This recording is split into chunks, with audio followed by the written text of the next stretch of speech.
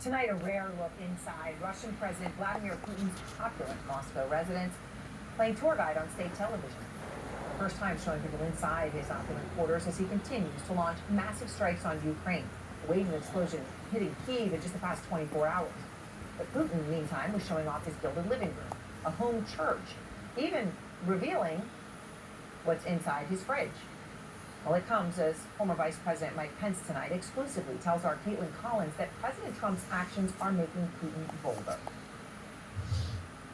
Well, I think if the last 3 years teaches us anything, it's that Vladimir Putin doesn't want peace, he wants Ukraine. And the fact that we are now nearly 2 months following a ceasefire agreement that Ukraine has agreed to, and Russia continues to delay and give excuses and confirms that point. Look, I've met Vladimir Putin. I have studied his leadership in Russia over the decades, and I really believe that Putin only understands power. And that's the reason why in this moment we need to make it clear that the United States is going to continue to lead the free world, to provide Ukraine with the military support they need to repel the Russian invasion and achieve a just and lasting peace. The wavering support the administration has shown over the last few months, I believe, has only emboldened Russia. Caitlin's full interview airs tonight at 9 o'clock. You definitely want to catch that. Comments from Pence come as we are getting new details tonight about why Kim Jong-un is coming to Putin's defense. And Will Ripley is out front with that story. It was the worst-kept secret of the war in Ukraine. For months, North Korea and Russia denied teaming up on the battlefield, even as the evidence and casualties began piling up. Ukraine said they had a hard time capturing North Korean soldiers alive, claiming they blew off their own faces with grenades, choosing death over the risk of exposing the mission. Then, seemingly out of the blue, Comrade Kim Jong-un decided on our armed forces' participation in the war and informed the Russian side.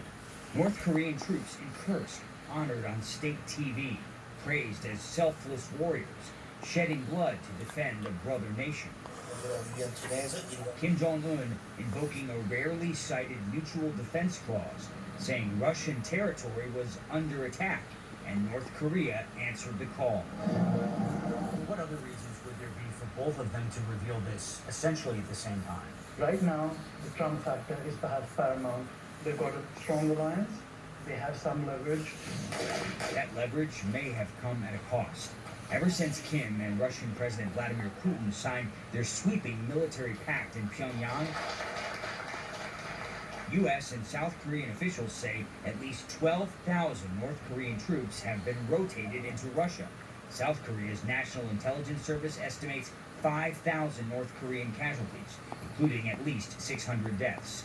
Even in a country with such restrictions on information, North Korea wouldn't be able to hide that many casualties from its people.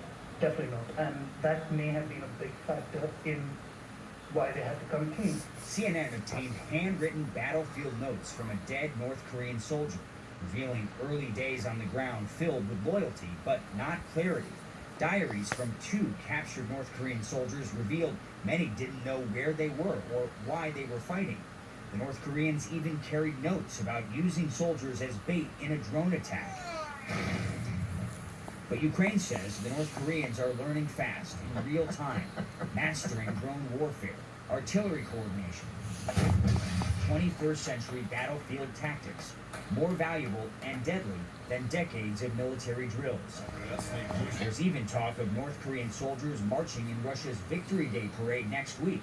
Whether or not Kim shows up, the message to Trump is clear. North Korea is no longer on the sidelines. Will Ripley, CNN, Taipei. And next, we're going to take you to the